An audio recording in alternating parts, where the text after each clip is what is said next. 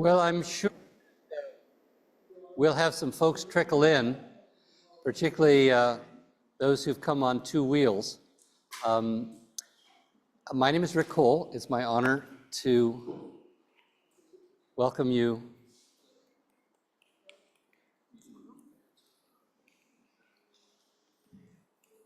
There we go. My honor to welcome you to our monthly Issues Forum. Some of you have been to many. For some, how many is this your first one? Okay, well, welcome to everyone, and I hope you'll continue to come back. We're setting these up the third Tuesday of every month, here at 7 p.m. When it gets toward winter, we may back it up a little bit, because by 7 p.m. it's pitch dark, and sometimes people don't want to come out when it's pitch dark. But at least for now, you can count on the third Tuesday of the month. Why do I do these? Well, when I ran for office last year, and I knocked on some of your doors, I found people who were deeply caring, very thoughtful, and miserably informed about their local government. And that's not your fault. Local media has largely disappeared. When I grew up in this town, every 2 out of 3 driveways had a Star News or an LA Times in the driveway every morning, and people went out, fished it out, and even if you were opening up to the comics or the astrology column or something, you still glanced at the headlines and you had some sense of what was going on in your local community. And those are things that we sort of shared in common, the kind of things that people talked about at the barbershop or the diner or the beauty salon. And so you kind of knew what was going on in your town. And nowadays, if you get a newspaper, it's probably online. It probably doesn't have much about our local town. The Star News, when I was a teenager, had 35 reporters and editors covering Pasadena and Altadena. Now they have 1. And that person seems to turn over every 6 months. Great young reporters, but they have no idea what goes on outside of watching city council meetings on Zoom, and then writing up a story. So I don't think it's the fault of us that folks are not well informed about their local government. I think it's a system. And so this is one small way, and it's certainly not the only way, and I welcome your suggestions, to raise the level of awareness, but most importantly, to create a space for dialogue. Now, the number of bikes parked outside means that at some level, we'll be preaching to the choir to many of you. Many of you are already on board. Let's have a bicycle-friendly city, and we just can't wait to build out a complete network of bike lanes that are protected and that allow people to get around safely throughout our whole city. Others, and I've heard from some just since I put the notice up, say, we're fed up with these bike lanes. Nobody uses them. We are frustrated that we can't get to where we want to go, where there's traffic backups. And so creating a space for dialogue is what tonight is all about, is creating a sense of, can we find some common ground? Not necessarily, just a wishy-washy compromise, but really, are there win-wins where we can find where we care about each other, take care of each other, find ways to accommodate each other, and live in this great, diverse city in a way that makes all of us feel like we have a stake in the outcome. So that's what tonight is about. We have a great panel. We're going to hear from the city itself, our Department of Transportation. And we're also going to have an opportunity for you all, first, to write written questions so that I can ask them of the panel, but then we'll actually have a discussion. And we'll have an opportunity for you to share your thoughts and your perspectives and ask additional questions. So far? All right, so let's, where's Scott? Oh, I missed you, Scott. Tell me your title, Scott, at the Department of Transportation. Yeah, so I'm a senior planner at the Hello, everyone. My name is Scott Johnson. I'm a senior planner in the Department of Transportation, and so I'm working on the plans that we work with the community on the plans that are developed, as well as helping deliver projects, as well as I get the honor to actually help organize Bike Month this month. So, a lot of great projects. I'm going to have you give a presentation momentarily. First, though, a word about expectations. We're all Pasadenans. And we're generally remarkably well behaved, but sometimes people get emotional, and so we want to first of all set some expectations that this is about issues and not about people. Too often the folks who work for our city end up in the line of fire of everyone's frustration, right? I can't ride my bike, the city sucks. The city put in a $10 million boondoggle on Union Street. The city sucks. And then we transfer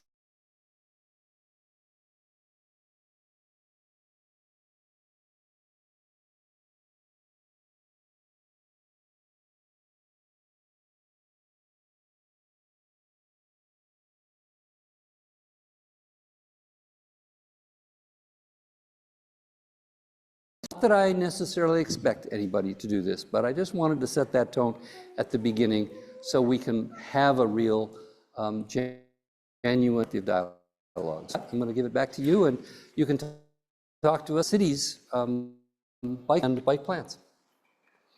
Yeah, welcome everyone. As I said, my transportation, and really my goal today is kind of talk about some of the events that are occurring in bike, really, as well as helps into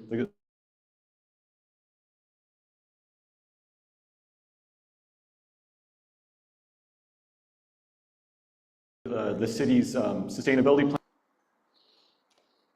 Okay, here we go.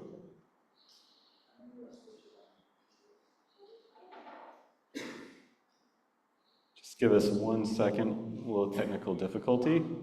But I can kind of, while we're working on that, but really what Bike Month is, it's a nationally recognized event, and it's about providing month-long events related to active transportation, getting out in the city, seeing businesses, as well as events, education events. We hold over 10 events all month long, and I'll be talking about that. Just give it 1 second.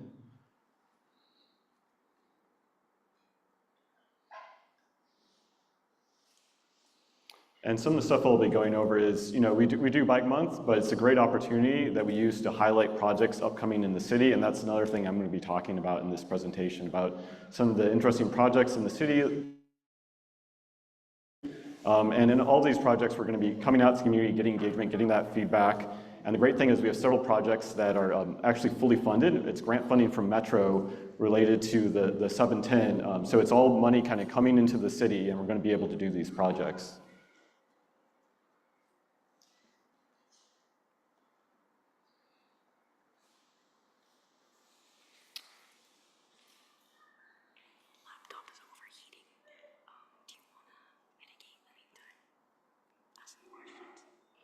Okay. I could kind of speak to that,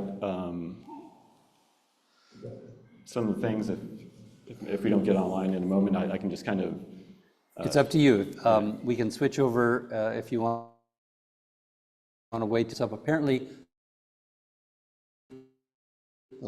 unlike the rest of Southern California today, right? Your choice, Scott.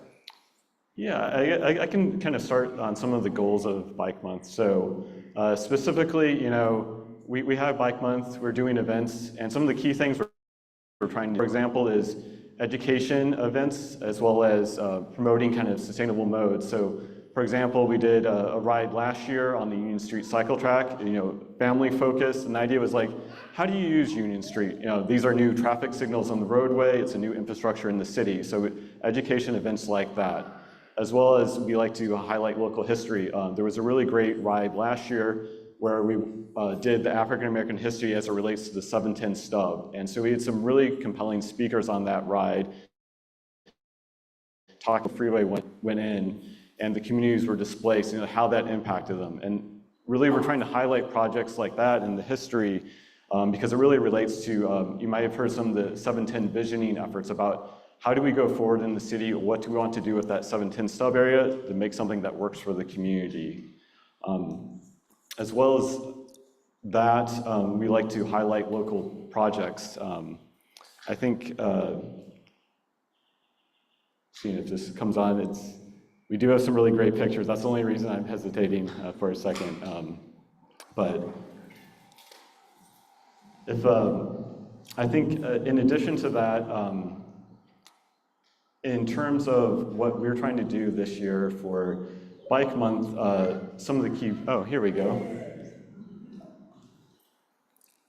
I've covered a lot of this, so hopefully.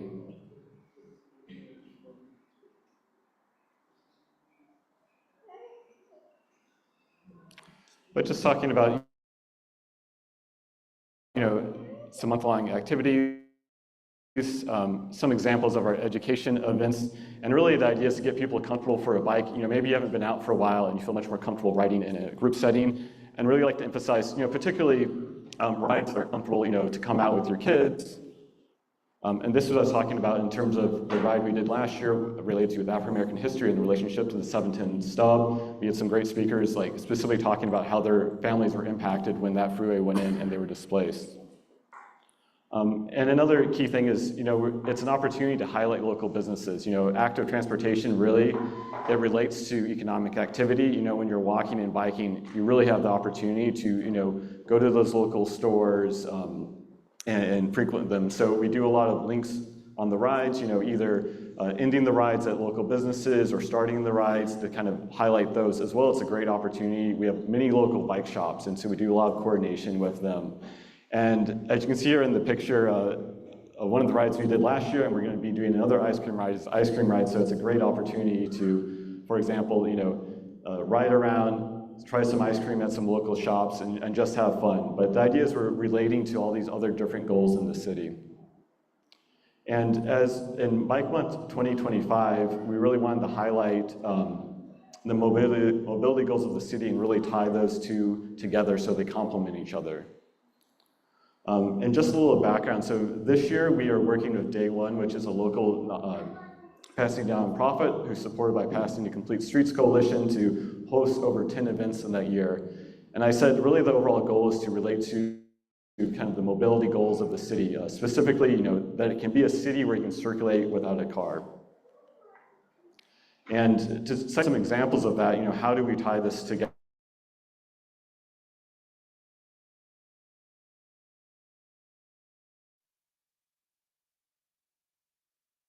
And you're able to see what might work for you, and it achieves several different goals.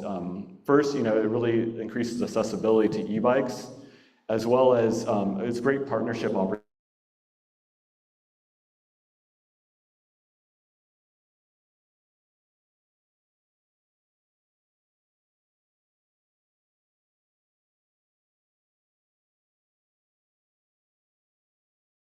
That might be appropriate for them, as well as just a great opportunity to highlight local bike shops, helps them sell bikes, get involved with the community, and help us support our local community. Additionally, it's a great opportunity with these different rides to highlight upcoming projects. Particularly, we had a really great ride, the Greenways ride, last Saturday, and you might, if you have an eagle eye, you might be able to spot a council member who might be present right now in this picture, but also we had a council member Lyon as well attend this ride. And what the Greenways is, it's an upcoming project where we're looking at 4 north-south corridors to add pedestrian and bike enhancements on those corridors. And it's a really great opportunity. You kind of come out, can see the project area. We show different infrastructure, and I was on this ride, and it's really great just talking to different people in the community to get input, like, this is what's happening on my street, this is the impact that we're seeing, and these are some ideas. So it's a really great way to facilitate community engagement. And connected with that, we're trying to do Bike Month activities that relate to kind of our overarching projects that are upcoming in the city. And this is a map showing 3 kind of major projects that are coming in the city. I mentioned the Greenways, and so what's shown there. So it's on El Molino, Wilson, Sierra Bonita, and Craig. And what a neighborhood greenway is, it's like looking at different traffic calming treatments to improve things for people biking, walking, as well as it can be a great thing for neighbors who live on that street. You know, you might notice speeding or have other issues, so it helps address those things. Yeah, El Molino, Wilson, Craig, and Sierra Bonita. And additionally, we have the Pasadena Avenue and St. John roadway network project. And so it's looking at that section of Pasadena and St. John to do improve the sidewalk condition, additionally add protected bicycle facilities. And the one important thing to note about that project, it would maintain 2 travel lanes on that roadway. So the idea is, it's kind of like, as Rick said, a win-win situation where we can do a protected facility, improve the walking conditions, improve the crossing conditions, as well as maintain 2 travel lanes, which currently exist there. Also, the Columbia project is related to that and is doing similar walking and biking enhancement features on that. And really the idea is, you know, as we do Bike Month, to highlight different projects like this. And as I mentioned earlier, the great thing about all these projects is that they're fully funded with money from Metro. And so we have money for engagement, concept, design, and construction. And so that means, you know, we were able to talk to the community and we can keep going. We don't have to wait to get some additional grant funding. And 2 other things I would like to highlight. We also just applied for grant funding for Villa Street, which is obviously right out here, but the western section west of the park, the bike plan calls out for a neighborhood greenway for traffic calming treatments. And so we just applied for that grant. And if we get that grant, we'll be coming back to the community talking about what would be most appropriate for that, as well as Metro. There's a Metro grant to better connect the Memorial Park Station to the Rose Bowl. So that's something we apply to as well. And the idea is, you know, that helps the connections to the Olympics, but as well provides a permanent connection for residents of the community, so you can get to the Rose Bowl easily and enjoy all the amenities there, you know, from the aquatic center, and different park space there. And it was mentioned, you know, you might be familiar with, for example, Union and the Cordova Street projects that went in, and those are important east-west corridors. And a key thing to make a city where you can really get around walking and biking is to have a complete network. And I think as we put these north-south corridors in, that's going to really help with the network effect of the city. So you can get around the city to a lot more destinations and areas in the city comfortably and safely. And the idea is, you know, it'll exponentially help getting around as we add more to the network. And the key thing is we're very cognizant, you know, we need to return to the community, talk to them, find out what works best. But these are just some things that are upcoming, and you'll probably see some workshops very soon. We're aiming for, we're working now to get some contractors on board, and then we would then come out in the community likely in the fall. And just a quick plug, and I'll go quickly through this, some of the remaining Bike Month activities you might be interested in, but just kind of highlight some of the education activities we have. We have a family fun ride day this coming Saturday at La Pintoresca Park.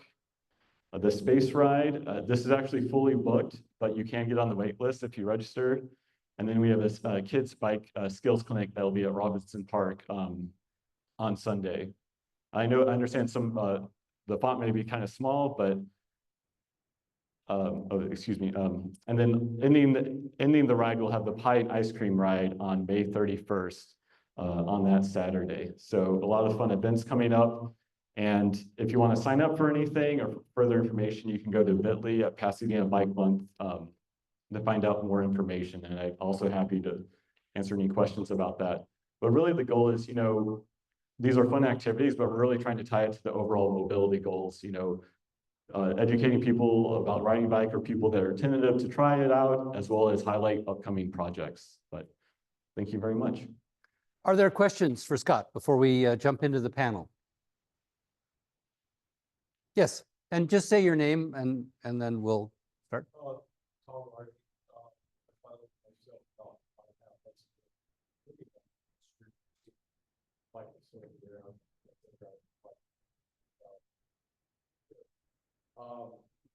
I totally support getting greenways, connected people, and stuff of that. One question I have, kind of a technical thing. the detection seems great. I mean, I almost don't stop. I mean, whether it's 7 a.m. I'm over here right now, I think I stopped at late early. With that kind of technology, doesn't it have the ability to count cyclists and or pedestrians? Yes, there is some, we're actually testing out the count mechanism. It does an ability. One thing we did find, if it rains, for example, it was interpreting raindrops as bicyclists.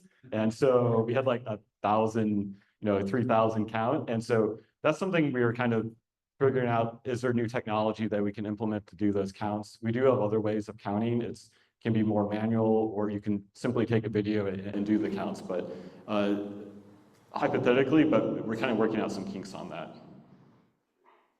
Yes, sir. I love what... Name first. My name's Joe Rose. I love what's done on Union Street, where the bicycle path is really separate from the cars that go by, unlike on Woodbury or something like that. These new ones that you're planning, are they going to be patterned somewhat after Union or other things, other things? Yes, so to speak to that, so it's a little bit different between the projects, but maybe I can go back quickly. So the Pasadena St. John project, that will be very focused, similar to Union Street. The idea would be to have a fully protected facility. We might actually be able to have it completely raised on that, so it's kind of very comfortable route. I mean, because we understand some of the feedback we hear from the community is like, we want this more of a residential route, make it feel comfortable on that. So the Pasadena St. John project will be similar to that. The greenways are a little bit different. They typically are narrower. It's just 2 lanes in each direction. But where those greenways do cross the 210, we are looking at enhancing the protection. So you would have protection, because you might notice that they kind of expand wide and it becomes very uncomfortable. And then basically the goal on the sections of the greenways where it is very narrow, where you might not be able to fit kind of a Union Street facility, is to do something like speed tables, other traffic calming features. And the idea is we're going to talk to the community about what traffic calming features you want to see on those routes. So there's kind of a lot of different options. Thank you. 2 more questions, and then we'll get into, so. My name is Richard Orsikian. I just want to ask you, this may be like a panel question, but when you're planning for bike lanes and so forth, is there any thought given to maybe doing a temporary path in a certain way that's not permanent? In other words, in order to allow the traffic and the biker to sort of coexist and see how it works out, instead of going head on, you're going to have to do it this way. Because I live on Orange Grove, and there was a hue and cry about putting in a bike lane there, which I was very disappointed that it didn't happen. And there was a study done, and people shouted it down at a meeting instead of like listening to what the city had to present. So I'm very interested in the ability of this to be successful, within the city. Yeah. Everybody hear the question? Good, okay. Yeah, so in terms of answering your question about is there opportunity to kind of test out things, I think definitely. I actually used to work with the city of Santa Monica, which Rick might be familiar with that city. But it was one great project we did. We did a bikeway, but it was kind of signing and striping, and you might those bollards. You can see, so you can kind of map out, and you can see how traffic might operate before you really invest significant funds. And that's definitely something we're thinking about, where it's appropriate to kind of test out bicycle facilities. And the great thing is you can instead of estimating what the traffic impact is going to be, you can actually see it. And if it doesn't work out, you can say, hey, we're going to pivot to another thing. We see that doesn't work. We can get comments from the community. I mean, we did something similar to around the Allen Street station, where we did some temporary things, and now we're able to, we got a survey and information on that, and to build more permanent features. But yeah, that's a great idea, and I know lots of other cities are doing it, and something we're definitely looking at. Okay, we got 3 questions. We'll get to these at the end. Everybody will get a question answered. But we're going to jump into the panel after Tamara Silver, our representative for most of us on the Pasadena Community College Board of Trustees. And my question is regarding PCC, because we're just delighted about the Sierra Bonita Greenway, which does terminate at Colorado Boulevard at PCC. But there's that gap from the Allen station to get cyclists over to the Greenway. And is there any, it's tricky, but is there any creative thinking on how to connect the Allen station with that Sierra Bonita Greenway? Because I believe PCC is one of the largest traffic creators in the city. Yeah, and like being out at that station, I see tons of students, walking from that station. We don't specifically have a plan for that currently, but one thing that is upcoming is we did receive federal funding for an active transportation plan, and that would be a great opportunity. We have the bike plan and ped plan, but many of the routes and the bike plan, have been complete or we've received grant funding to that. So I think we're hoping to kind of start that the next year, and I think one of the ideas is we really want to talk to the community and say like, hey, we kind of have these routes like the greenways and so forth. How can we connect major destinations like colleges, universities, or even schools to that? And maybe we can create kind of better neighborhood networks that kind of knit everything together. But I definitely see the value of that connection that you're talking about. Great. Let's give Scott a warm welcome. Thank you. All right, now it's my opportunity to introduce this evening's panelists. Over on my left, your right, is Jonah Kanner. He's not exactly a rocket scientist, but he is a scientist in astrophysics. And so if dealing with these issues requires a rocket scientist, we come pretty close tonight. Jonah's been active in the Complete Streets Coalition here in Pasadena. Next to Jonah is Becky Hartung. Becky's in the entertainment industry, like a lot of folks in our district, working in film, television, and digital media. And she is the newest appointee to the Transportation Advisory Commission. Her predecessor is way in the back. And Jeff, I'm sure you'll get a chance to ask a couple questions as we get at the end. But Becky has just gone to 2 meetings so far and is getting her feet wet, representing all of us in the discussions on transportation at City Hall. And this is my friend, Brandon Lamar, who is the president of the Pasadena NAACP. He's also the co-chair of an organization called Pasadena's Organizing for Progress. And he's recently been the vice chair of the Pasadena Rent Board. Last night, the city council unanimously shifted his seat over. He's now an alternate on that board, but will continue to serve. So let me start with our discussion with this hopefully provocative question.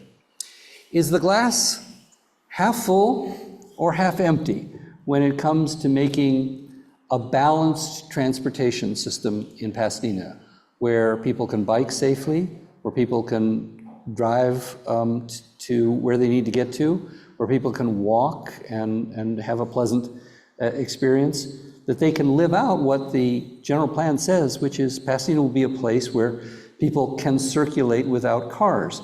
Doesn't mean we don't have cars. We'll continue to rely on them for most of our transportation for the foreseeable future, but that if you want to get a loaf of bread, or you want to go get a cup of coffee, or you want to go visit your neighbor, or your child wants to get to school, you don't always have to drive, that it's a choice. So is the glass half full or half empty when it comes to Pasadena? Are we a city that meets that ideal, or are we falling short? Where do you think we stand? Can we start with you, Jonah? Yeah, sure. How much do you want to say? Great. Good evening, everyone. Thank you so much. Okay. Good evening, everyone. Thank you so much for coming out. I really appreciate you taking time for this issue. Is the glass half full or half empty? So from my perspective, the glass is half full. And let me tell you what I mean by that. So let's start with driving. Driving's important. About 70%, about 2/3 of people in America have a driver's license. That's, more than half. And, you know, I drive in Pasadena sometimes, my wife drives in Pasadena sometimes, and from my perspective, it works pretty well. I can usually get where I'm going. It usually takes about 10 minutes. We've got this really nicely laid out street grid. That's great. Let's talk about biking. So I ride an electric bike. I ride it every day. I ride it for about 80% of my trips around Pasadena. And what I would say about it and what I want people to know about it is that Pasadena is not that big when you're on a bike. So my typical trips are somewhere between 10 and 20 minutes, and that's to get anywhere in the city. It is an electric bike. I'm not an athlete. It's not the Tour de France, right? But to bike 2 miles, 3 miles, if I want to bike to Playhouse Village or Old Pass, those are like 3-mile rides, 4-mile rides, maybe 15, 20 minutes. If I want to go to the great shops right around here in my neighborhood, you know, over to Millie's or to the bakeries or what have you, those are like 5-minute rides. And I think most people can do that, right? And so I'm able to get around. My son is 13 years old. He's started getting around on his bike. I can tell you as a parent, there is nothing better than having your son get to where he's going without having to drive him, right? If you know parents of teenagers, if you are a parent of teenagers, you know, the number one complaint is they're grumpy. The number two complaint is I'm the chauffeur, right? And so in Pasadena, where we have this beautiful street grid, where it's relatively compact, I don't have to be the chauffeur because my son can do that. Now, are there things we can improve? Yeah, and I got a lot of ideas, but I think to answer that question, I'll stop there. Brandon, let me switch over to you, and then we'll go to Becky. I was hoping to be last. So for me, I mean, I think it's all about perspective, right? I think it's perspective within our respective neighborhoods and our respective communities. I would like to say that we live in one Pasadena. That is the hope, but that's not always the truth. So, I mean, riding, I have an electric bike as well. Not because I can't ride the other one, I just choose not to ride the other one because I'm lazy. And Pasadena is also filled with, Pasadena is also filled with hills. And so I like to keep my breath as I'm making it to my destination, which the electric bike allows me to do so. So for me, I think it's all about perspective. The reason why I say that is because one of the reasons why I tend to, when I ride my bike, I tend to ride on side streets because I've personally almost got hit a couple of times from people speeding, for people getting too close to my bike. And I have a beautiful bike. It has turn signals and stop lights, like the back lights are red and it stops and everything. But within all that, people still don't pay attention to the signs that are on the bike. And so I think it's all about perspective. I don't think that we are where we should be at. Even the couple of times that I rid on Union Station, there were not a lot of people riding, if any. And so I think it's also encouraging our community to use what we have. But most of the time when I've ridden it, there were hardly anybody on there, or even when I drove past it, there wasn't anybody on there. So I think it's also encouraging our community to really use what we have. See, I just go back to my point of it being about perspective and people really feeling safe within our communities. Even I did a bike tour, I think it was last year. Jonah helped us with that one, around the parks in District 3, literally going to each park in District 3 and how safe it is for our community to make it to each park.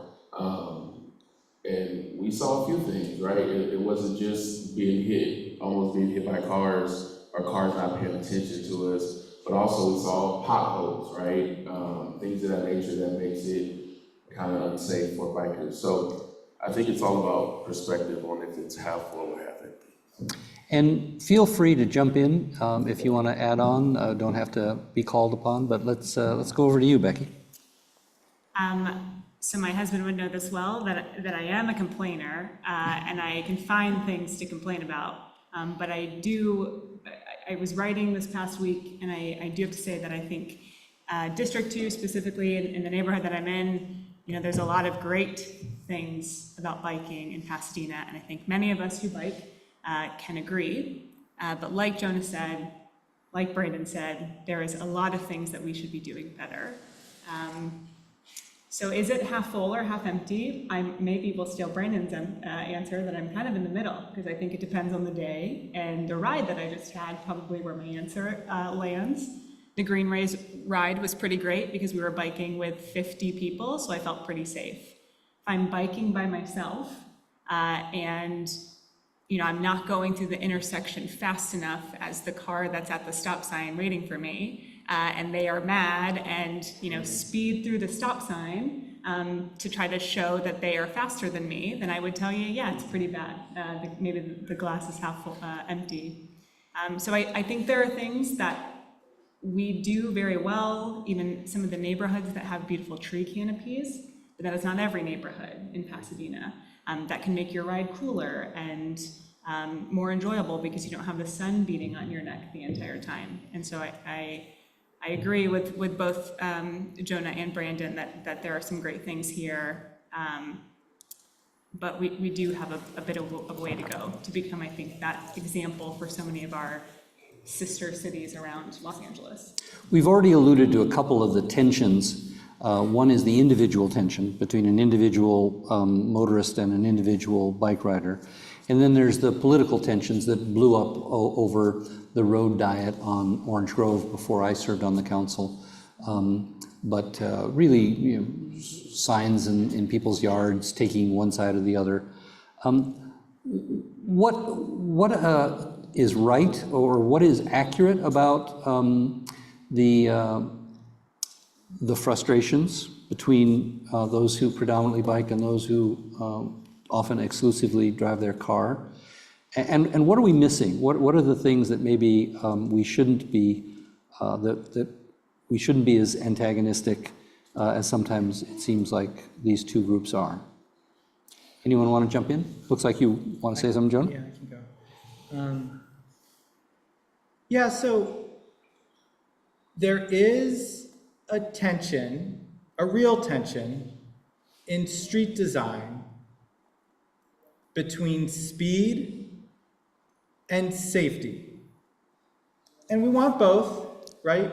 We want to get where we're going conveniently, and we want to get there alive. And that's, true however we're getting around.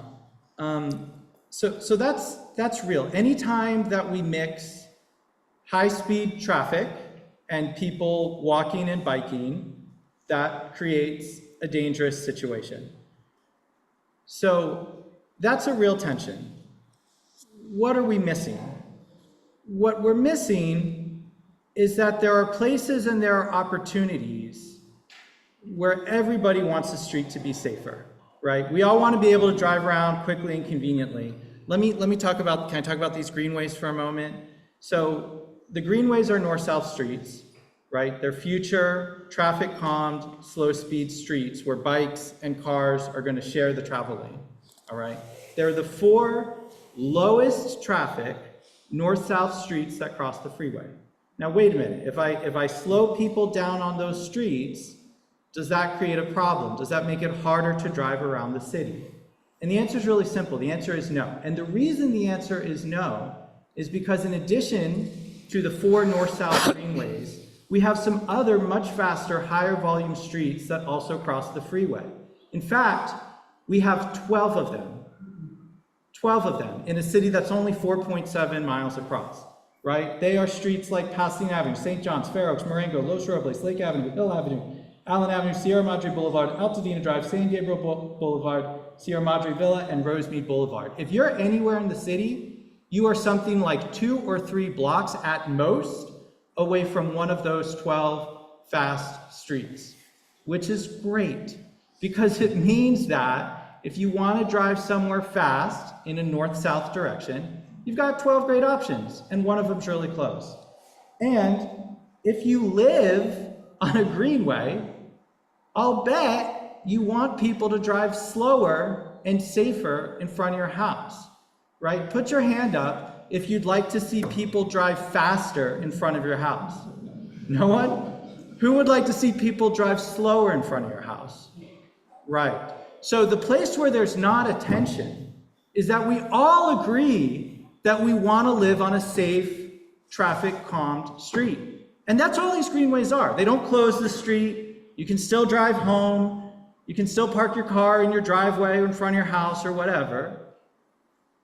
But when you're driving the 2 blocks on your street, between a bigger street and your house, you're going to be asked to drive like 20 miles an hour. And I'm pretty sure that there's not a real tension there. I'm pretty sure that everybody in this room can drive 20 miles an hour or less for a block. So that's where I think, the tensions might be imaginary. I think there are some fears around traffic calming, fears around traffic, and they're real fears, but I think sometimes these concerns get exaggerated in how we talk about it. I think when we actually look at the kinds of things that we can do to make our city safer for everyone, they're things that that everyone can agree on. Other thoughts? I mean, I think for me,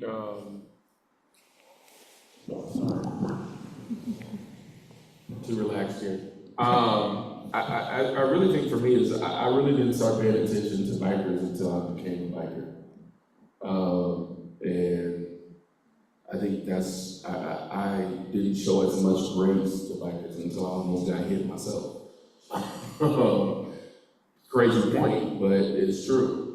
And so I think one of the real ways is for us to continue to encourage community to bike. I think also one of the safest ways, especially that Becky had made, is riding in groups. It's literally nothing like riding with 100 bikers that you can literally take up the whole street. And so I think that's one of the safest ways, especially for people just getting started with riding and want to be in community. But I challenge everybody, if you haven't ridden a bike in our streets of Pasadena, then you definitely should give it a try, and it'll give you a whole different outlook on the things that bikers go through. But also it would encourage you to understand that you can actually do more in your community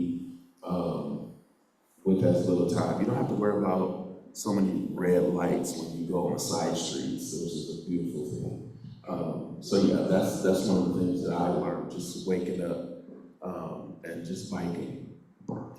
I want to add to what Brandon said, because I am a relatively new biker in the past few years. It was, I think 2021 was when I got my bike. I biked as a little kid, but I'm relatively new as well. And so I share the sentiment that I began to look out for those on the street when I was hoping somebody would look out for me.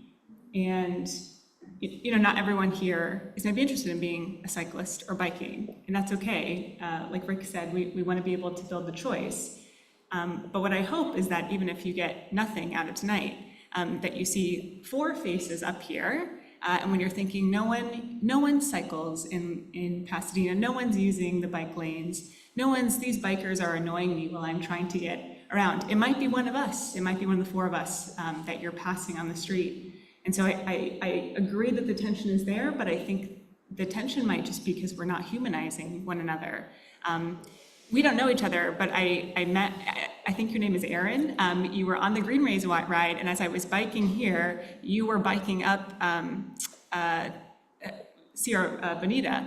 And I saw you because I recognized you from the ride. I don't get to do that when I am driving in a car. I don't really see people driving. Maybe you can kind of spot people, but the community aspect of biking is really lovely. And so I just hope that maybe when you're driving and someone's annoying you, and it's okay that you're a little annoyed if we're going a little slower because we're being cautious of maybe a parked car, just know that somebody in this room might be the person that you're passing, and we all deserve just that dignity of that we're just trying to get home safely. I think also the beautiful thing is, you know, for those of you who are parents, biking actually takes your kids away from the video games. And takes them outside. I grew up in an era where we actually played outside and drunk water from the water hose and everything like that. We weren't worried about pH balance and all that kind of stuff. And so, you know, biking allows our young people to go outside and be kids again, right? And enjoy their community. And so I think once we continue to ourselves enjoy the streets, then our children will be able to enjoy the streets as well and go to their local parks and ride to their local grocery stores as well. I want to explore a two-part challenge, and Jonah, if you want to weigh in before I launch that. If it's okay, I just want to acknowledge one thing. We're having a conversation about community and who's biking in the city. Could you do me a favor? If you bike regularly in Pasadena, could you put your hand up? Please take a moment and look around the room. Okay? I know that sometimes when people are driving their cars, you don't see us, but we're here. All right, we're among you. We're your neighbors. We're your friends. We're your busboy at the restaurant. Okay, so please do recognize. I know that there's this rhetoric, this kind of talking point that nobody bikes here or nobody bikes there. It's just not true. Statistically, right now, there's something like a few thousand people that are biking regularly in Pasadena. I work at Caltech. That's a biking community. I see hundreds of people on their bikes literally every day. So I just want to really echo what Becky's saying, that we're real people. So this idea that nobody bikes, that's just a talking point. Can I ask just a follow-up question? Of the people that raise their hands and said that they bike regular, how many do not drive a car or own a car?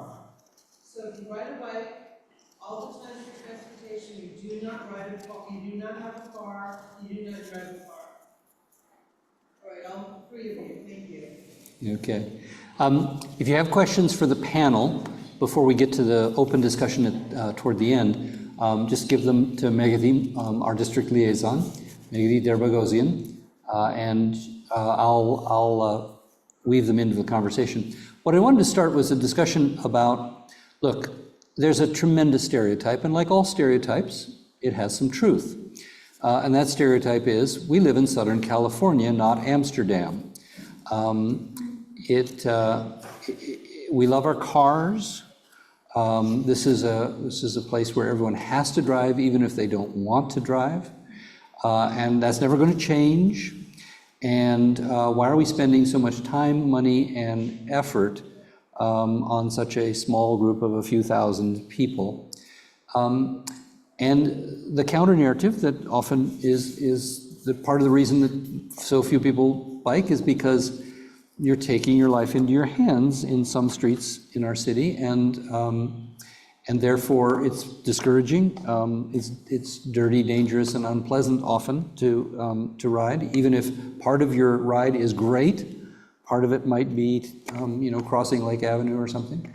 So, what is accurate about those stereotypes? What is overblown about those stereotypes? And how do we move past thinking in stereotypes? I think, obviously, I'm very aware that Southern California is not Amsterdam.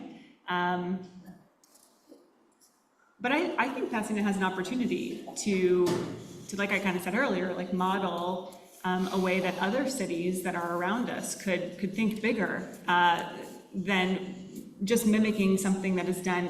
We often hear the comparison to places in Europe, and it's just not going to be that way. It's going to be, at this point in time in my lifetime, what can we do? And then what can we do for the next generation? And I think we're going to have to think bigger. I think we have to think more imaginative of how do we create a truly more multimodal city. And maybe Jonah has these numbers because I have a feeling that maybe you do. Even in European countries that are very pedestrian and cycle heavy, many of them still drive, and so they still are very multimodal cities. I think for me, I would just like to see the mind shift, the kind of culture shift happen, And I think that does kind of start with just respecting whatever mode of transportation someone takes. And then knowing that you play a role in making sure everyone can get home safely, whether you choose to drive, choose to bike, you know, I guess pedestrians have some responsibility as well to make sure that they are, you know, getting home safely, but they are not in a you know, 2-ton vehicle. That could be quite dangerous. So I just want to see some imagination, how we can make beautiful communities.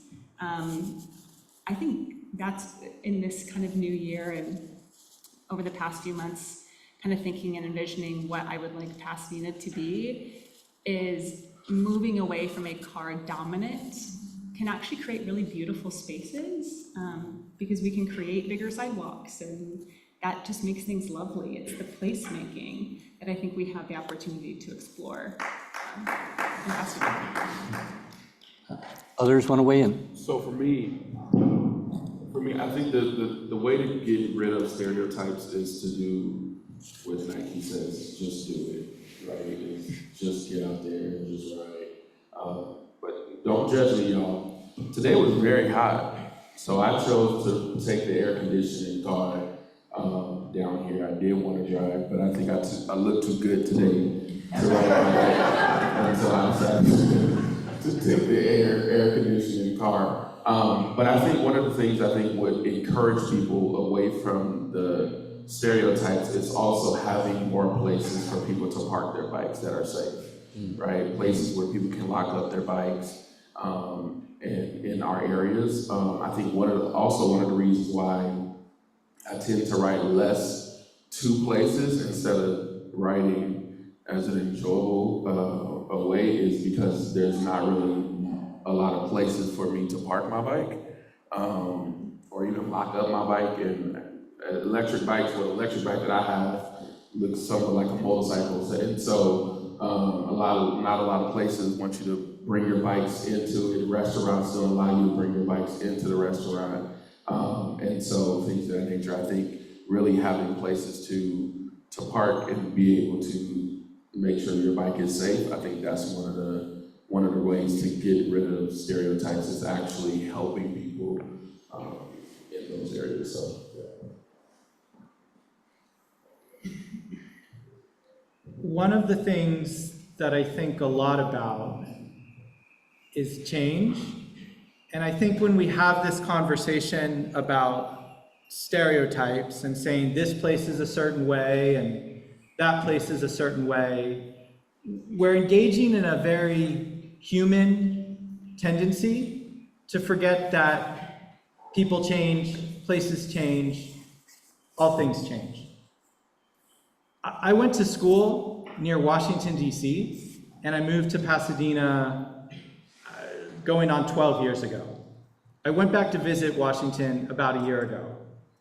In the time that I've been gone, in the 10 years, Washington, D.C. became a biking city. I was there, I experienced it. There are protected bike lanes in many areas of the city. There's this phenomenal bike share. I was able to show up as a tourist and check out a bike for like $1 and ride it around to the Lincoln Memorial. It was great. That just happened, right? Maybe what that means is I'm really old, but I think what it means is that, you know, change happens faster than we like to give it credit for. Palo Alto, California, that's nearby. We're not talking about Europe. They put in a system of greenways, much like the ones we're talking about here in Pasadena. There was a change that happened there, where about half of students now ride their bikes to school. Half, right? There's photos of the high school with 500, 600 bikes parked out front. Imagine the change that would make in Pasadena if we could get rid of these car lines with poor parents sitting in their cars idling and blocking up traffic. And the kids could, like Brandon said, be outside, be with their friends, get off their phones for 5 minutes, and get themselves to school. So, yeah, I think we need to remember that places are always changing, places are always evolving, and that happens in American cities, and I believe it can happen here too. This is a question that I hear fairly often in one version or another. Because people are annoyed when they feel like they have to stop at a stop sign and the bicycle goes screaming through.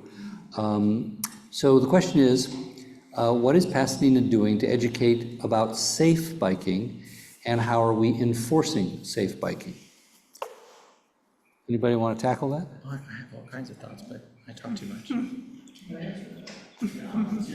Yeah. I mean, I'm happy to take a crack at it. Sure.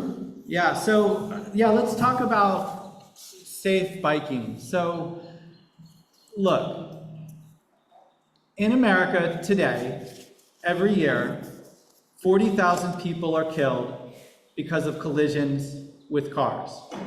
In America today, every year, 2 million people go to the emergency room because of injuries from cars.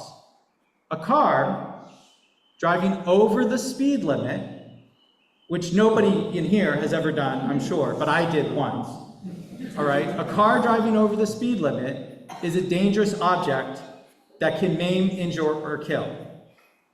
A bicycle going as fast as a bicycle can go is not. Nobody. Bullshit. Really? I'm sorry. If I'm in a car and I have to slam on my brakes because some guys go through a stoplight, you're a bitch. Great, I appreciate that. So I want to acknowledge that and I want to agree with it. So we can agree that everybody should follow traffic laws. I hope all cyclists follow traffic laws. I hope all drivers follow traffic laws. Statistically speaking, cyclists and drivers of cars break traffic laws about the same fraction of the time. And that's the reality. That's not great. I hope everybody does better. The challenge in that is that changing the driving and biking behaviors of 140,000 people is difficult. Quite frankly, I don't know how to do it with education, right? I can't sit down all 140,000 people and give them a stern talking to. You might want to, but that's very hard to do. What does work for bikes and for cars is to change the roadway design to encourage people to follow traffic laws, to bike more safely, to drive more safely. So the conversation that I want to have and that we have control over is building our roads so that they're safer for everyone. This idea of following traffic laws, of course we should all follow traffic laws. Of course cyclists should follow traffic laws. Of course drivers should follow traffic laws. Does it annoy me when I see a person not following a traffic law? Of course that annoys me. But does that make me want to make the streets more dangerous for them? No, that makes me want to make the streets safer, so that even if somebody occasionally makes a mistake or occasionally does something that they're not supposed to, nobody has to die, okay? So I understand the frustration. I understand it's frustrating to see a cyclist disobey a traffic law. I often think it has more to do with age and gender than it does with whether someone is behind a steering wheel or has handlebars. The people you see breaking traffic laws routinely and creating dangerous conditions are mostly what I was 50 years ago, which is a young white guy. Not that there's a race particular issue about it, but that's what happened to be what I was. But that's who you see screaming down the streets so often. And that's often what you see, blowing through traffic signals. That's a problem. People either grow out of it or don't get to grow out of it, which happens, sadly. It's not, so one of the realities, that part of the question was enforcement. This is a larger issue, a budget issue, and a recruitment issue. We used to have about 22 traffic officers in Pasadena on routine patrol. Now we have 7. Part of that is because we have fewer cops assigned to it, and part of it is because we have fewer cops, despite the growth in our population. And enforcement is only one aspect, right? You can't have a police officer on every corner. No one could afford that. It would make no sense, and we'd all hate it. But traffic behavior has worsened. There's no question about it. Some people blame it on COVID. I'm not sure why that would be the case, but maybe so. But we definitely have seen, and this is a problem, and again, this may be an argument for slowing streets generally, and making it more difficult for us to go fast, because when people can go fast, as they can on Washington Boulevard or Orange Grove, they do. We do, I shouldn't say they. We routinely go the flow of traffic rather than looking at the speed signs. Can I say something really quick? Sure, Becky. Before you move from that, and then I think if you grab the mic, so I know Brandon's got some thoughts. I think there's some very dangerous stereotypes when it comes to drivers that have harmed a lot of different groups of biases in driving. And so one cyclist running a stop sign, two cyclists running a stop sign, three cyclists running a stop sign does not represent every cyclist. So I think it's the stereotype point for you. I'm stopping at every stop sign that I see because I want to make sure that no car is coming through. Because I know in my experience, oftentimes cars are doing rolling stops, and so I'd like to be extra safe. And many cyclists out there would also like to be safe and are stopping at stop signs. I was going to say, one quick question for everybody in the room. For those who have cars and you drive, how many of you guys actually stop at a red light, like a whole car behind another car? Right. A car length? A car length, thank you. A car length between both cars. Most of us do not, which means you just broke the law.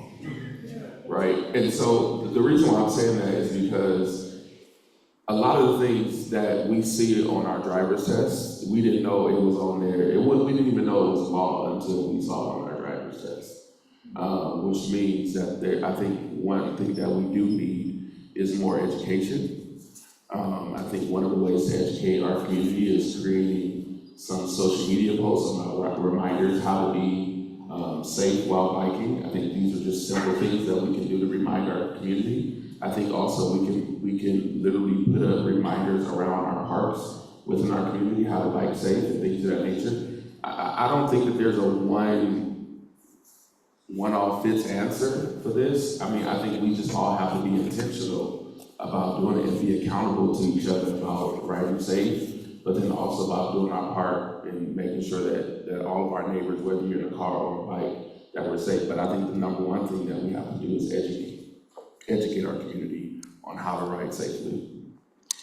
Here's a question. Can certain traffic signals be programmed to allow bikes and pedestrians to go first? Actually, we have in Pasadena two versions of that. They're not universal, but one is we were the first city in Southern California to have what are called scramble intersections. You've all seen them in old Pasadena. They've been there for 30 years, where traffic stops and the pedestrians have, they can go all four directions.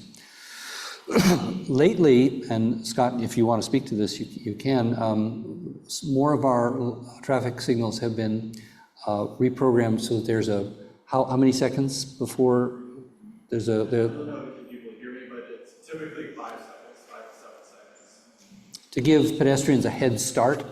Of course, it has, the traffic signal itself has to have the green walking person for that to work.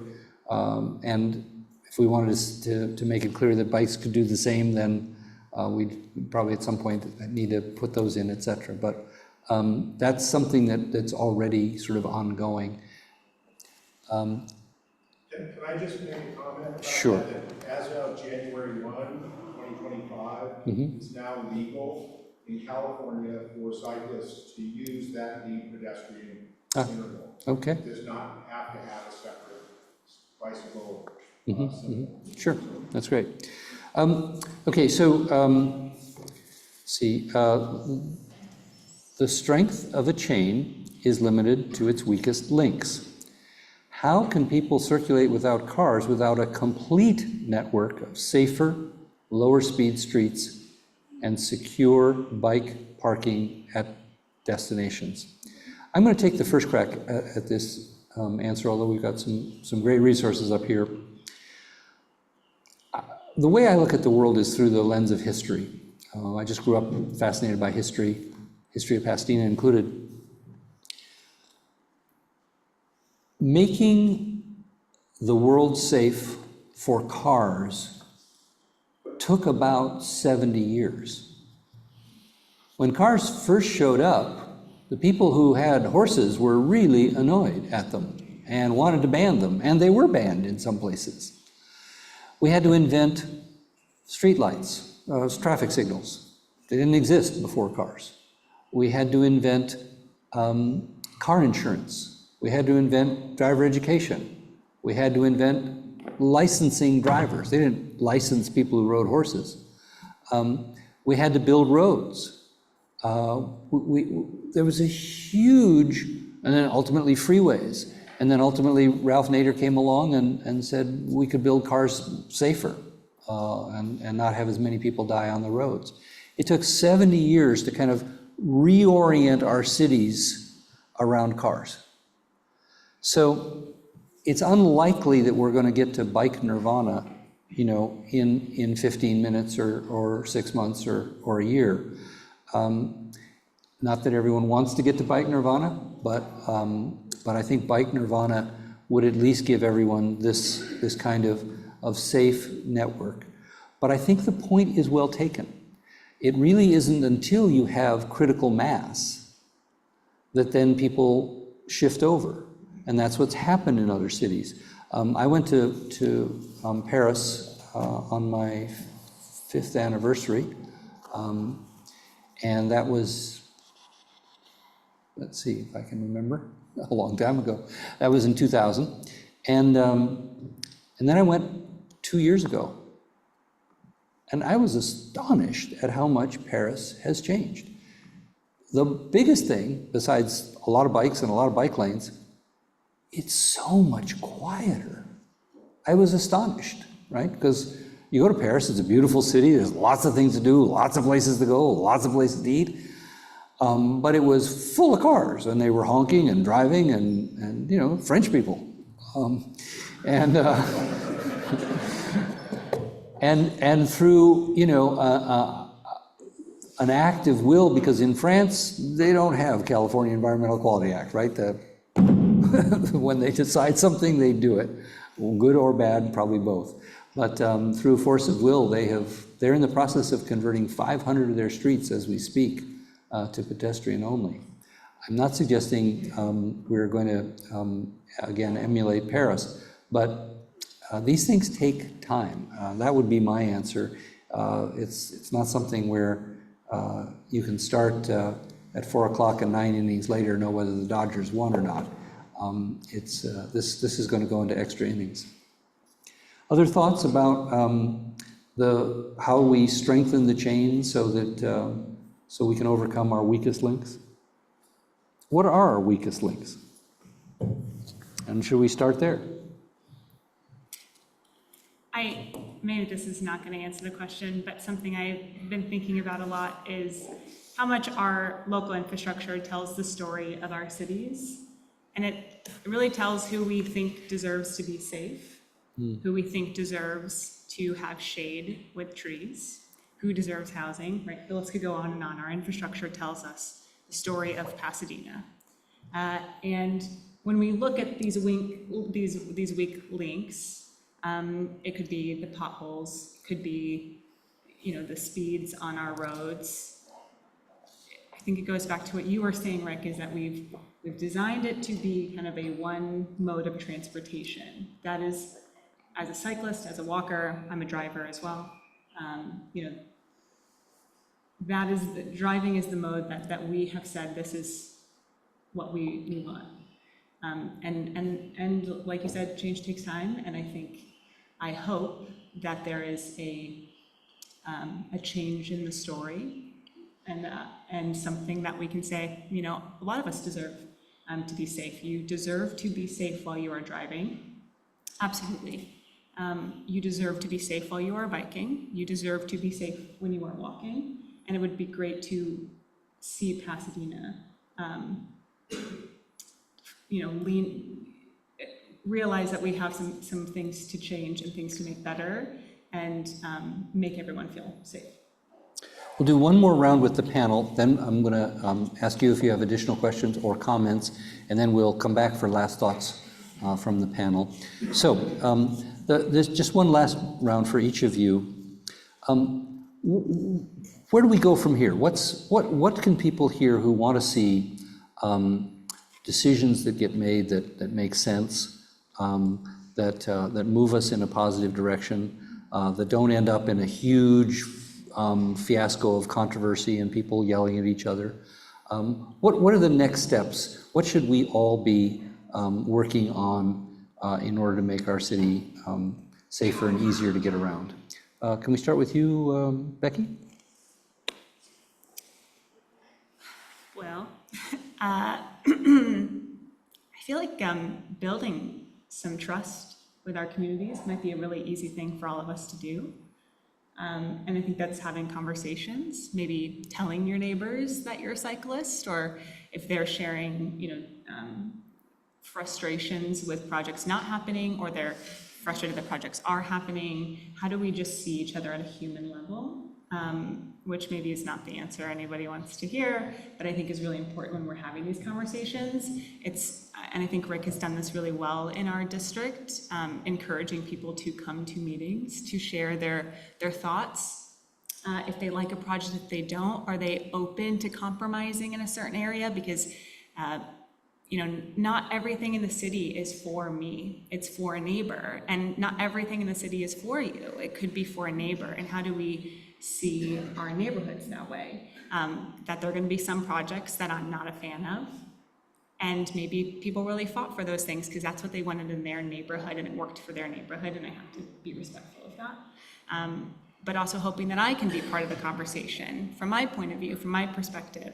As Brandon was saying earlier, it's about what your perspective is, and I think those conversations could be really important.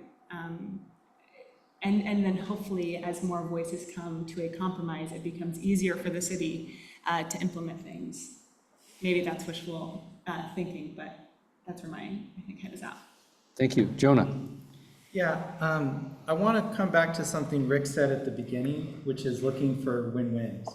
And I think, and also thinking about that question about moving around the city on a bike or walking, and where's the pain point? Where's the most difficult part of that, right? I think there's a lot of opportunities here. We have in Pasadena, something a lot of people point out to me when I mention that I bike, and it's true. We have in Pasadena, we have a lot of really nice, pretty quiet streets already, and they're great to bike on. So where's the problem? The problem is that those nice, quiet streets, inevitably, within about a mile, they dead end at some big, scary road without a traffic signal to get across it, right? So I'll give you a specific example in my neighborhood.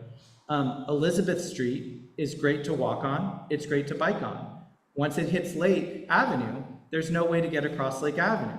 If you can give me some way to get across Lake Avenue, treat that intersection, somebody out taking a walk with their dog or with their family can extend their walk for another mile, and it gets me on my bike another mile across the city. That's a really simple thing, and that, I think, is people in the neighborhood are gonna like it, and it makes things nicer. I really like the question about the connection to PCC. I can tell you about that metro station. I'm there all the time.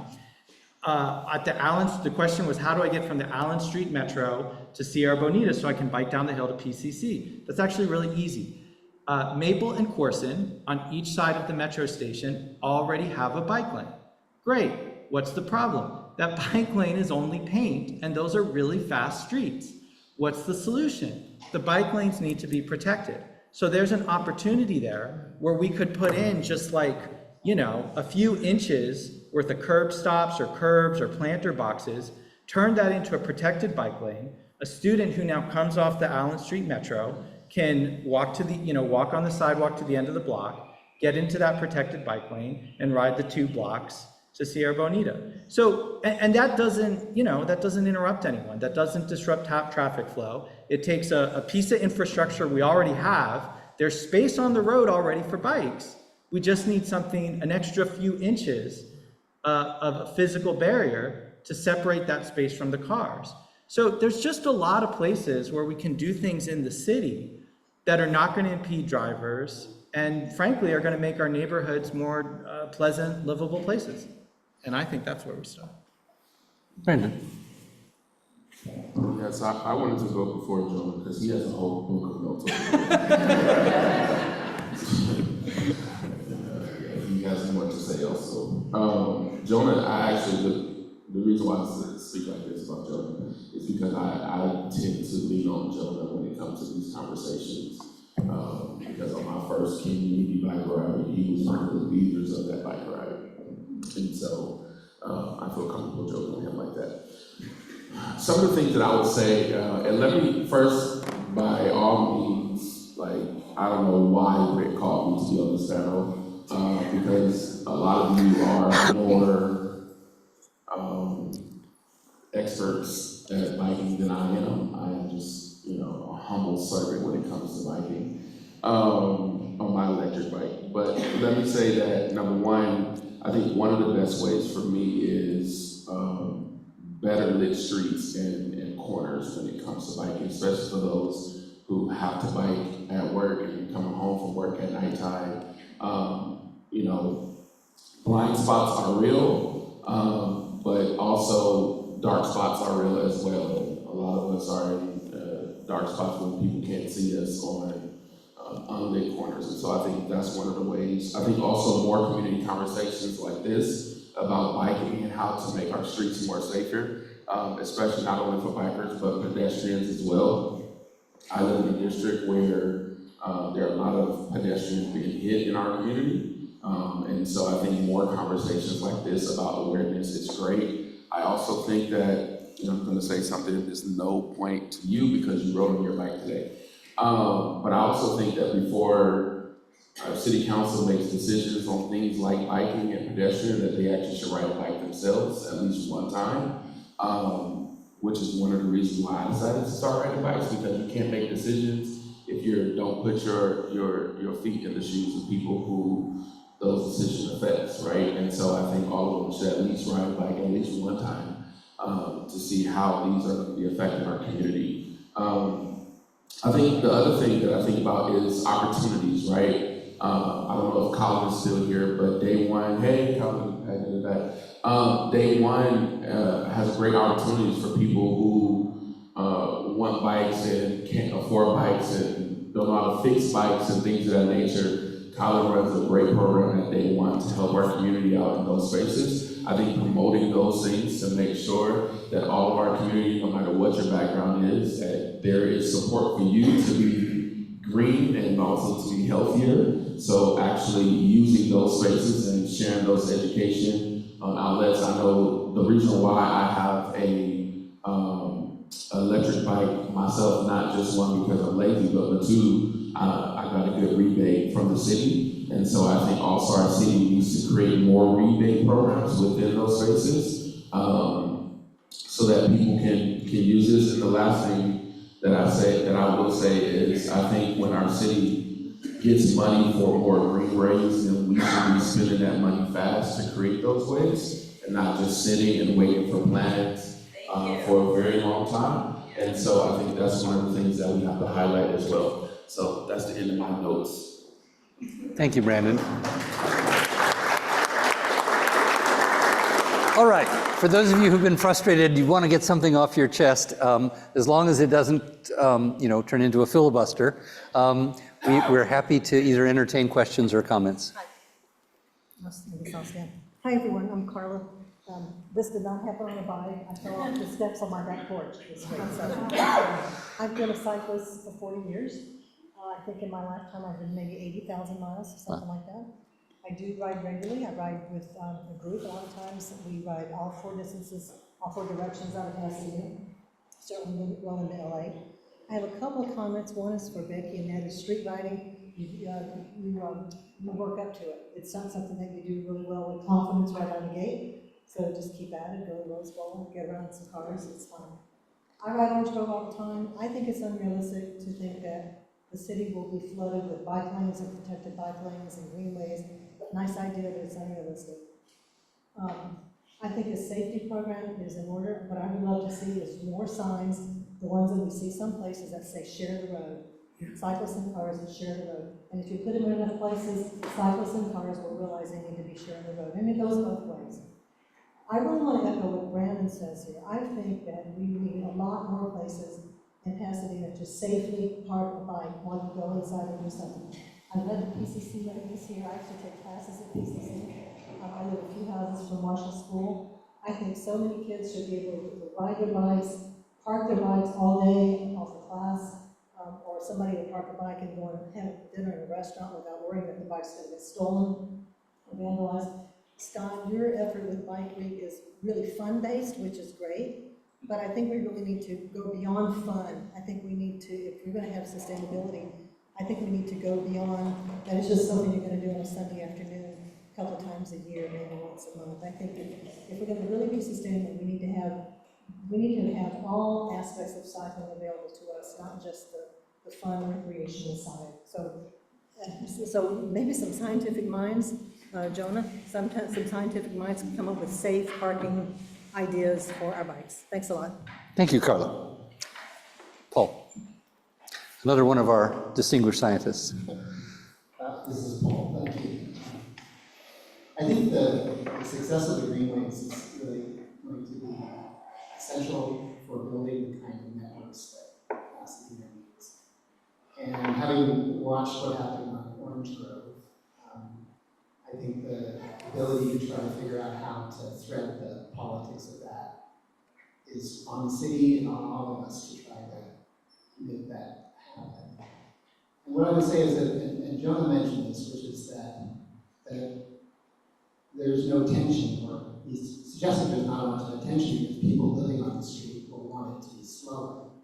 But I think the tension, the fundamental tension, is that those streets are used by commuters. And so the tension is between commuters and people who live on the street or want to bike on it. And my feeling is we just have to stop them from being commuter roads. That's the way that they become successful. And because we could have, if we do the politics and communication right, we could have allyship for the communities on the road with those who want to see it as a cycling route. So I hope we can, and the city will engage very much with the people living on the street, because I think they are the key to it being successful. There is a challenge to that, though. The 12 streets, or 22 streets, what is it? The 12 streets, people live on those streets too. And so if we push traffic off of the predominantly residential streets, which people are leaving the hill and the lake to cut through residential neighborhoods, we get them back on those so-called arterial streets. The people that live on Hill, people that live on Allen, not going to be happy either. So we have some challenges. Same thing with St. John and Pasadena Avenue. How many of you have used St. John or Pasadena Avenue to get to the 110? All of us, right? The drive. We now own the 710 stub, the city of Pasadena, and we have the ability to take out all that concrete. But if we do, some of the traffic will inevitably shift over to Orange Grove and some of those other streets. So these are some of the challenges that we have to face. Other comments or questions? Juliana, you can just stand up. You've got a great voice.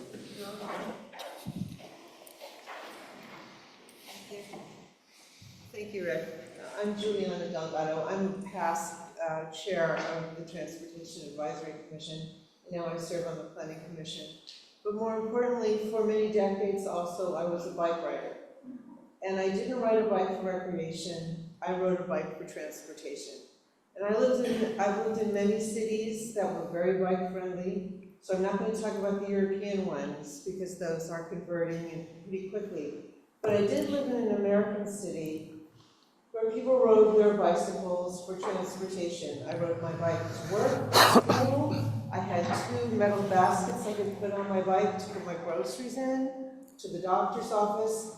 Everything that most people do in a car, I did on my bicycle. So I've had a lot of experience using it solely for transportation. It's a little bit of a different kind of a mindset. It's also, the city that I lived in did not change its streets to accommodate bicycles. But you learned the rules of the road. You rode on the right side of the street. You stopped at stop signs. You signaled. You did turn signals. You did all the things that anybody riding in any kind of a vehicle would do, you did on your bicycle. And also, if you didn't stop at that stop sign, there was a policeman beside you, you would get a ticket. So it was highly enforced, and you were respected. That's your mode of transportation. So you can't have it both ways. You can't have a city where you say bicycles are just for recreation, we're gonna go everywhere on a Sunday, and the rest of the week we're gonna drive our car everywhere and behave like car drivers. If you're using your bicycle for transportation, it becomes your vehicle, and you have to abide by certain kind of rules. What I find very dangerous, and I will not ride a bike in Pasadena, is because those rules are not clear here. One of them that I think is the most disastrous is that bicycles can ride on any sidewalk in Pasadena except along parts of South Lake where there's too many pedestrians. I only got hit twice in my life, and both times was as a pedestrian, not as a bicycle rider. I got hit by a car, and then I got hit on a sidewalk by a skateboarder. Okay, so now we're going to add bicycles. I don't know if you've been on Union Street, but I've seen more bicycles on Union Street on the sidewalk than in that protected bike area. So something's got to give here. You can't really have it both ways. And I think when Pasadena becomes very clear that a bicycle is a mode of transportation, it should be respected as such, but then the driver also has his or her or their responsibility, then I think we can get there. And we don't have to change every street. Every city in the world is not changing their infrastructure. Thank you, Juliana. Let me just, no, I know. Sure. Thanks. This is a question for you, sir. Maybe the gentleman over there. There's actually some really great ideas. For instance, I'm sorry, Jonah talked about really great ideas about using those siding roads and what the existing bike lanes there with just a little bit of protection can do. That seems like a really great no-brainer idea. Sometimes it seems like some of the ideas have not been so great. Like you jokingly talked about Cordova Street. I don't know if you guys have been on that street. At lunchtime, Cordova Street, at Lake. You guys have been at that street at lunchtime or rush hour. That is a disaster. You've got traffic backed up for 2.5 blocks sometimes on that street because there's only one traffic lane going through there. So my question is the city prepared to look at some of the things they've done and admit or accept the fact that maybe they're not working so great and maybe they need to be changed? Or are they just literally set in pavement and that's it now? There's not going to be any other changes. Because that one in my mind is a disaster. It's an accident waiting to happen, and I'm one of those guys that have never seen a bike rider. I ride a motorcycle, you know? I don't get noticed by cars either, but I'm not sure that that solution was the right one. It just doesn't seem to be working. I can't speak to Cordova because I haven't seen that situation myself, but I've been critical of the Union Street Cycleway. The Union Street Cycleway, which is a deluxe bikeway, has, in my view, two big challenges. One is because it's a two-way bikeway on a one-way street, it necessitates streetlights so people can turn left because people are going both ways. And that's why it cost $10 million. It wasn't because of the bikeway, it was because every one of signalizing all of those intersections costs, what does this traffic signal cost these days? Like $800,000 to do all four corners? Yeah, 700, 800,000. Yeah, so every block is $700,000 or $800,000. Had we just had simply a one-way bikeway on Union and a one-way bikeway on Green Street, it would have cost a fraction of that amount of money, and but that's not how things went.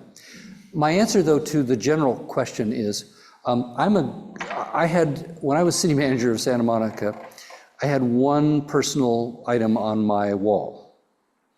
I had some nice pictures of Santa Monica on the other walls. And the one thing that I wanted people to see when they came in, and it was kind of a conversation starter, it was in Chinese. And it said in Chinese, and I actually had some Chinese speakers confirm that it did say that, is a quote from Deng Xiaoping, who was the pragmatic successor to Mao. And it's an ancient Chinese proverb. I don't care if the cat is black or white. I just care if the cat catches mice. And I had it up there because I wanted to have that ethos, right? We try stuff. Some of it works. Some of it doesn't. We do more of what works and less of what doesn't.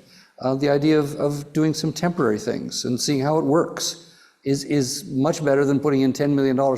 I don't think I want to take out a $10 million bike lane, right? I mean, that seems like a big waste of money. But I think that had we had an opportunity to test two-way bike lane or one-way bike lane on Green and on Union, some of the people on Green would have said, "Oh, it's not so bad after all," and maybe it would have been a very different thing. We would have saved the state of California $8 million, right? I really do believe that we ought to experiment and see what works and see what doesn't work. And I'm the first to admit errors. I don't know if you've ever been wrong, but I've already apologized once today. Because last night I was really frustrated at council meeting, and because we're going to have some very serious challenges, and this is not about bikes, I apologize for this digression, but we're going to have some very serious challenges because federal dollars are going to go away. And some of the people who live in our town are going to lose their homes when those federal dollars go away, and then what happens, right? And so I said we're going to face some very tough budget choices, and I said, for example, we're going to have to choose between $135,000 for new furniture for the Human Resources Department and keeping a roof over people's heads. So guess who the next person to present at City Council was? The Human Resources Director, right? I had actually said, and you know, I'm not as stupid as I look sometimes. I actually said, Mr. City Manager, I don't mean this as a cheap shot. But it was the first thing that came to me, was the $135,000. By the way, we're actually not going to spend $135,000. That was one of the things that didn't make this year's budget. So a double mistake. But I apologize for that, because that was a cheap shot, as it turned out. So we do need to have humility, right? No matter how much of a bike person we are, or if we're, you know, a champion of keep Pasadena moving, we need to listen to each other. We need to acknowledge that nobody has all of the answers. And what I heard from our panel was empathy, right? Let's have empathy. Let's have empathy for the drivers, empathy for the bicyclists, empathy for the neighbors who are having traffic go screaming down their streets, and try to find solutions that work. And then times change. And things that used to work, now we have to do things differently. Okay, so why don't we ask each of our panelists for a kind of a closing thought about what you would like everyone to take away tonight, and where we go from here. Who wants to start? Go ahead, Brandon. So my closing statement, as we were just talking, I was listening, but also I had a daydream. And my daydream was bike parking places where you can actually charge your electric bikes. Okay. Serious though. Like, we ride a bike, it's electric bikes. We need some charging stations too. We do it for Teslas, and look at who's in. No, never mind.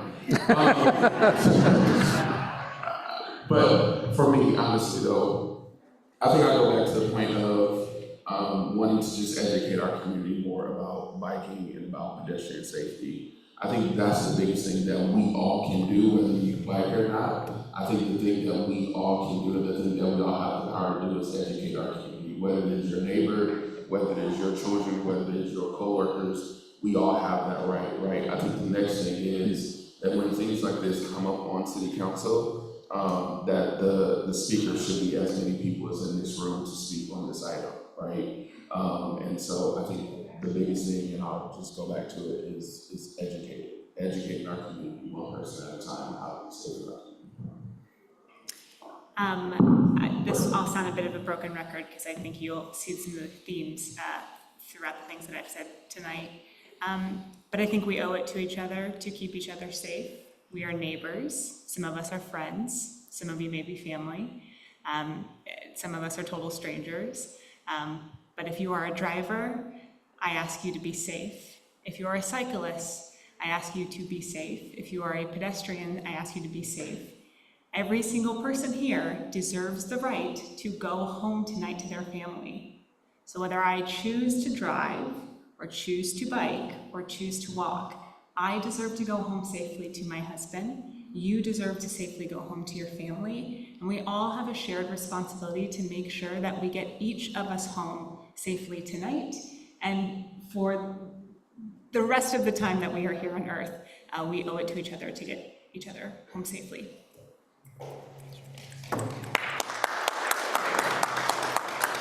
Go ahead, Jonah. I just want to say thank you. I'm so grateful to you all for coming out here. I'm so grateful to Rick for making this happen. I just think, you know, sometimes as a person who uses a bike for transportation, I can feel a little bit invisible.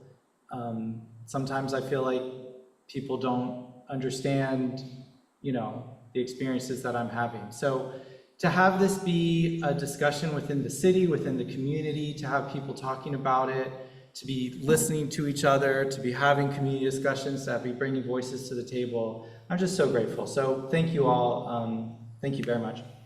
Thank you all for coming and sticking it out. Again, next month, we'll have a different topic. If you have topics you'd like to hear about, please pass them along. The third Tuesday at 7 o'clock here at Jefferson School. It'll probably be a little warmer in June, we'll see. Pretty warm today, actually. I want to thank all of you. I have this idealistic view that local democracy is the strongest democracy because we can actually do this face to face. And we've had a great discussion here today. I hope more will come of this and we will be able to live up to our general plan, which says that Pasadena will be a place where people can circulate without cars. So they have a choice. So all of us have that choice.